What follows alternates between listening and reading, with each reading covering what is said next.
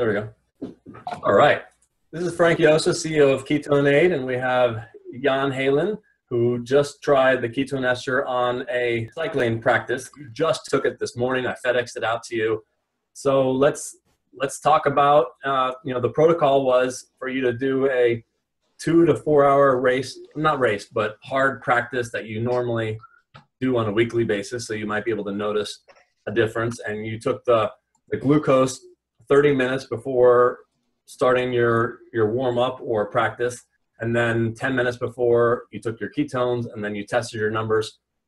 First of all, from 1 to 10, 1 meaning that it did absolutely nothing, or actually, let's say 5 means that it did absolutely nothing for you. 1, it actually set you back a horrible amount, and 10 being it, beat your expectations.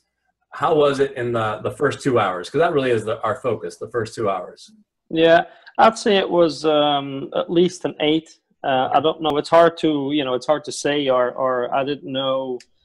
Hard to know what to expect. But yeah, once I finished my warm up, I think part of the reason why I felt a little strange in the first half hour was also because I could feel my stomach a little bit. Okay. And my whole body was just a little different from what I'm used to. Well, it's a wildly different thing, to recreate a 5-day fast in 15 minutes, getting your ketones up to, I think you hit 5.1. That's going to be something different that your body is not used to. Yeah. So that was definitely noticeable. And yeah, like again, feeling the way I did in the first half hour, I wasn't sure, what the rest of the day was going to feel like. Let's assume like we haven't, read the recap that you've sent us. Mm-hmm. The first half hour, how did you feel in the first half hour warming up? Yeah, maybe not so good. And I don't say that, not worse than normal, but not like the results, how I felt after the first half hour was very different. Okay. So in the first half hour, today it was very, very windy here. I think we have a bit of a storm coming through. So on my way to the ride, to meet the guys, there was a bit of a headwind, and like I said, I was first of all just the feeling, the body feeling different, and then pushing into the wind. How was your breathing? Did you notice anything with your breathing? Yeah, it was, like I said, I think it's very hard for me to describe what exactly was different in that first half hour, but between the breathing and just the general feel in my body was just different. Okay. But I kept remembering, what you guys told me, that to kind of focus on being relaxed, and I try to do that. And speaking of focus, did you notice anything vision-wise, time dilation, sharpness, color? I'd say that the focus was definitely as good as it can be. As good as it can be, and also as far as being alert with things happening around me, that was really good. Okay. Can you put your camera horizontal? Let's see if that works better. Can you move your camera horizontal? Oh, sorry. Yeah, great. Okay. Is that better? Okay, so you think the focus, you don't think it necessarily surpassed your baseline of a good day, which is fine. I mean, it was just a typical normal good day as far as sharpness, or do you think it was a little bit different and sharper and slower? I'd say the whole experience was a little bit different, and again, it's very hard for me to pinpoint and give you an exact maybe number or analysis on how it was different. What I know is that the focus was really good. Okay. And also after the first half hour, the performance was really good too. So yeah, let's talk about that. So the first half hour, that's what we expect. That's why part of the protocol is having a half hour warm up. It kind of gets your system. It's fighting the ketones and the glucose or sugar are fighting each other, trying to find this perfect balance, and that takes about a half an hour to get out of your system. So you had a half an hour warm up, and then talk as if we hadn't read that report that you wrote. How was your next hour and a half and who are you riding with? Yeah, the next half, yeah, like I said again, the day was it was a very windy day. So going the first maybe hour of the ride, we were going with the wind, and then the next part of it was all in the wind. A couple of really strong guys, on the ride today, as always. Some national champions and some guys that have done really well on the pro tour over in Europe as well. So definitely a good benchmark. Okay. And how are you hang versus how you normally are able to, it's not your main sport, so how are you able to hold up? I think the biggest difference for me was the fact that I could really feel the lactic acid buildup not being there after all the hard effort. So the ride, typically there's a lot of we're on public roads, so there's a couple traffic lights that we have to cross, and after certain sprint points that we have, intervals, we slow down, and then it speeds up again. So the whole ride is it's like a constant interval training. And so typically, when I put the hard power down, maybe ramping it up to to 400 or 500 watts to get with the group or to get into the break, I would normally immediately feel the buildup in my legs, and that was, for me, that was the biggest difference today, being able to do that multiple times, and you had without the breath. You're doing these high watt surges, and you had no problem getting enough air into your lungs. No, the air, because we talked about this before, and the air was never a problem for me. I felt that part felt really comfortable. And the fact that I could just jump and jump and jump again and be in the rotation at the front, it just felt really, really good. Were any of the other riders surprised at your performance? Anybody notice anything?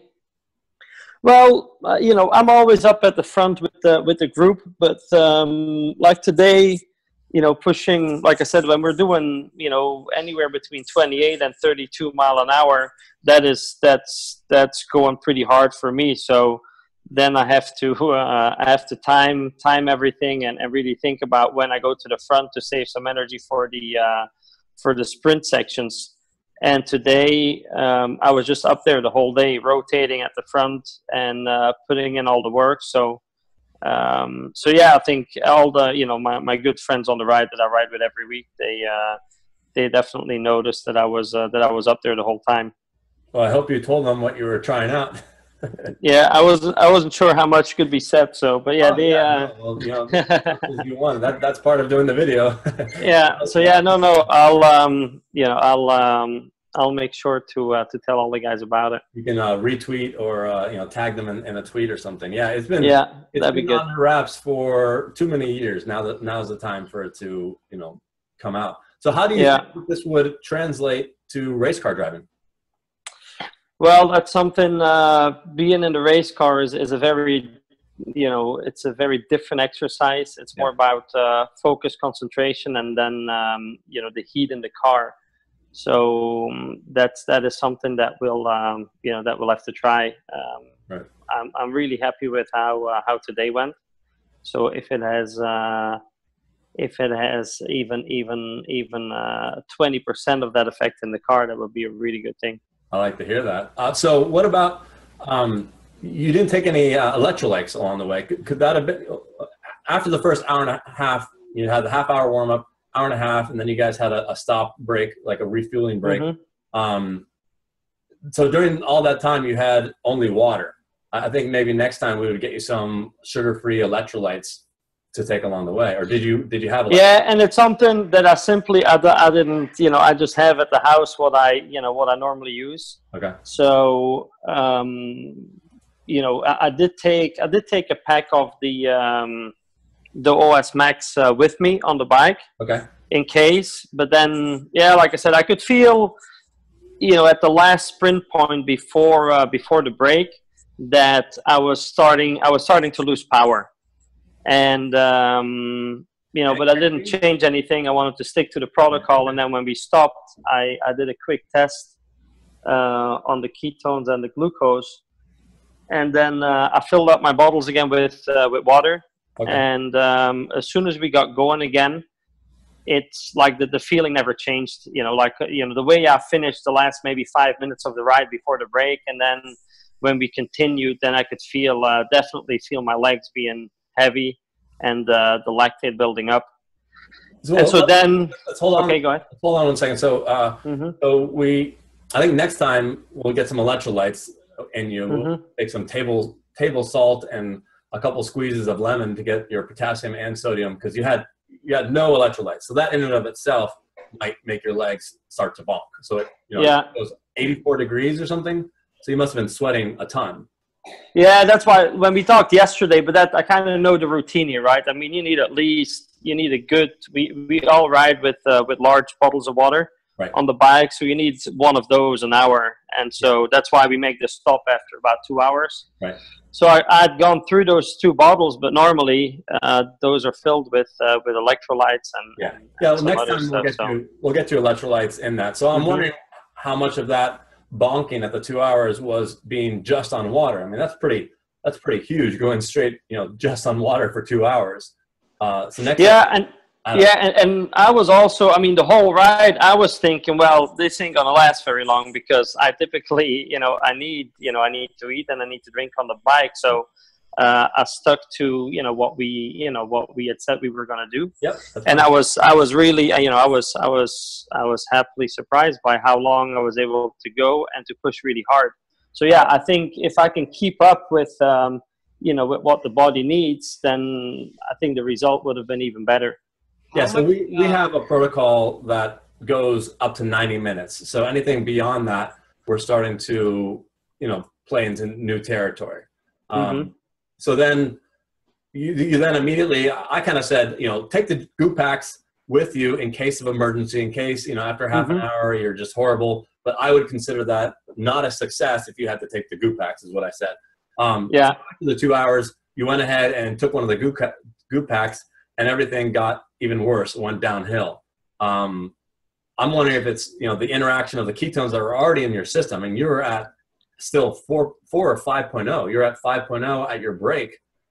And then you... I think at the break, I was still, because, I was surprised to see that too. I think at the break, I was still at 4.1. Yeah. If I'm not mistaken. Something like that. 4.1. So I was also like, that's why I mean, the gel pack is the only thing I took with me, again, because that's what we talked about. That's fine. But I think it was, even if it just came too late, because I should have kept up with it, because I could feel, it was easy to feel for me when the power was starting to go down. Okay. But like I said, we were trying this out, and I did what we said we were going to do, but definitely could feel the power decreasing. And then, after, because I did the check, I took the glucose and the ketones, and I gave it 5 minutes on the bike after the start to see if anything had changed. But, I mean, of course it didn't. So then I thought, well, I'll try a gel pack just to see, what it'll do. But my legs definitely got heavier once I took the gel pack. I mean, 100%. It did not get better. I don't know if that's... lactic acid came back, you said. That's pretty huge. Yeah, that was like the feeling of, I mean, we went, we left the gas station, and then, like I said, we did about 5 minutes where it's kind of, like mellow pace, and then we make a right, and then it starts up again. And as soon as we ramped it up again, it was, I mean, I had to almost give everything to get back on. And my legs, my legs were, at that point, they were just, like I said, you could feel the lactic acid building. How long after the start was that? Was that 2 hours? Was that? After the very start of my ride? Yes. I got the thing open here in front of me. At least 2 hours, half-hour warm-up, 90-minute ride. Yeah, it was. See, I did the test at 2 hours and 9 minutes. That was when we had the break, and then another 5 minutes. So maybe 2 hours and like maybe 2 hours 15 minutes. Okay. That's when I took the gel. Okay. And how much would you normally consume if you were just on a regular ride? How much glucose and electrolytes would you have consumed otherwise? I can't tell you in grams, but I can tell you what I take, you know, and I'm happy to look it up. But I typically, I have, you know, my breakfast in the morning is, if I do a hard ride, you know, it's some eggs, nuts, and bacon, and sometimes a little, you know, like a little piece of bread. Mm-hmm. And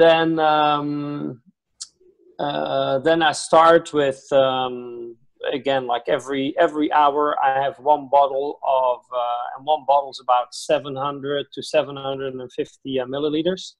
And that's got one scoop of the starch in it, the UCAN starch. Yeah.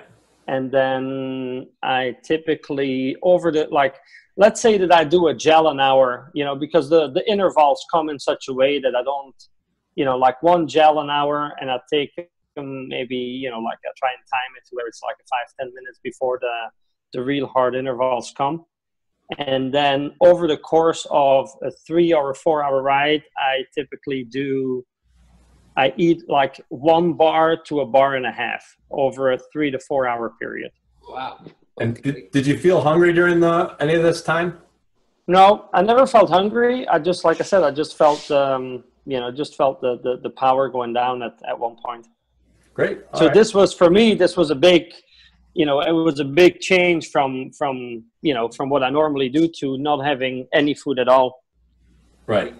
But I think we would be okay with you having a keto breakfast.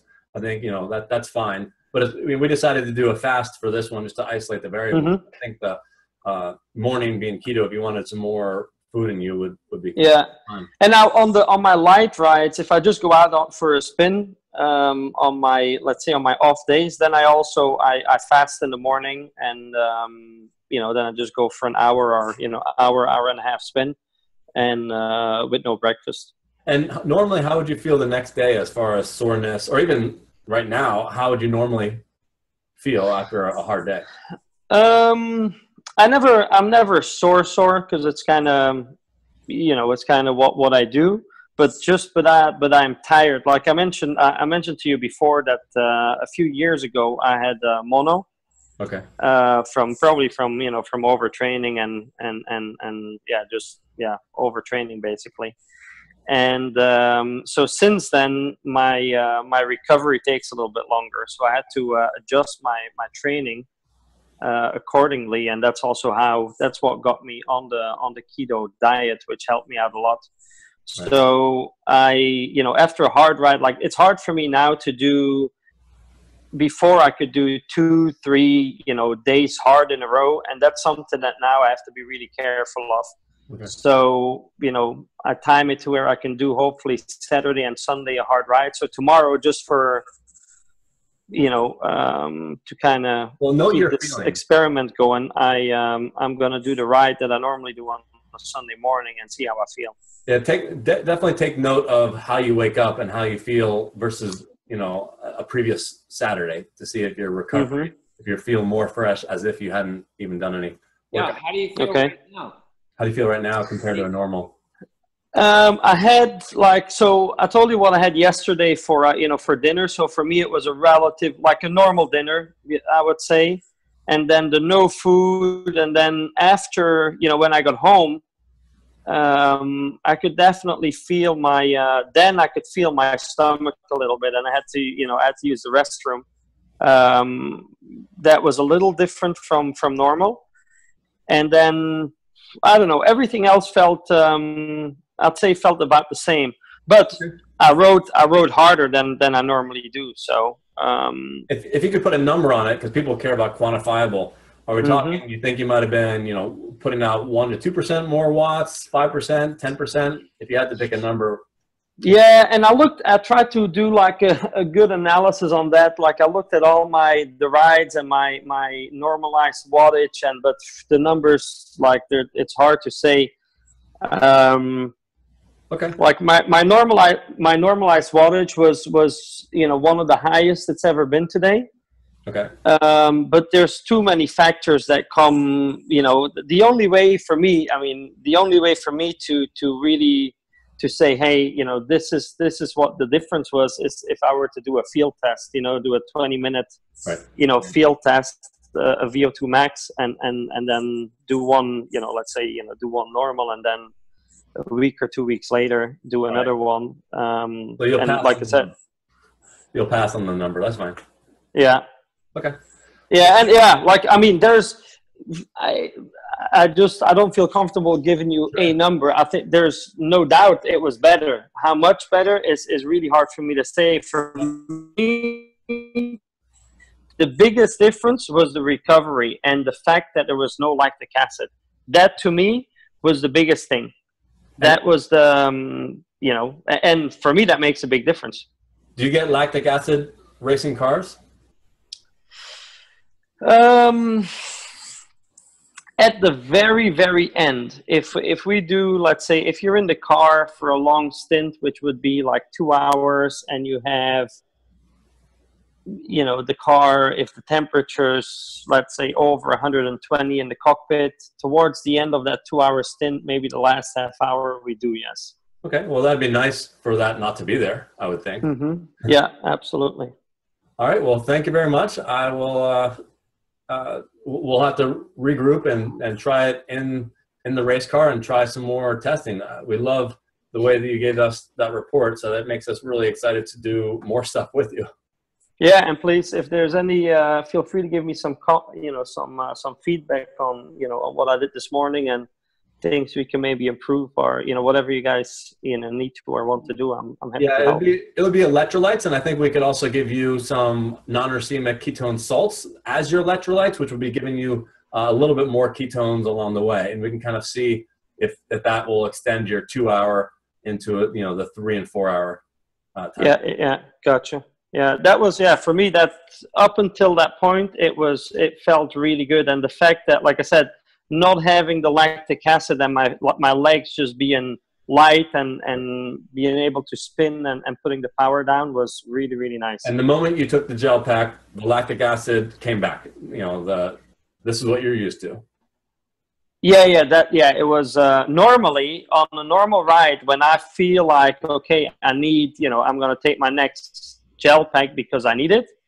It will give me a boost, right? Right. And now it was almost the opposite. Like I took the gel pack, and like 5 minutes later, I could feel the lactic acid building up, and my legs just getting heavier and heavier. Yeah, it's a very delicate balance, the whole carbs versus sugars. So we have to, we have more research to do to get it all right. Well, thank you very much. I'm going to stop it now. Yeah, thank you guys. Yeah.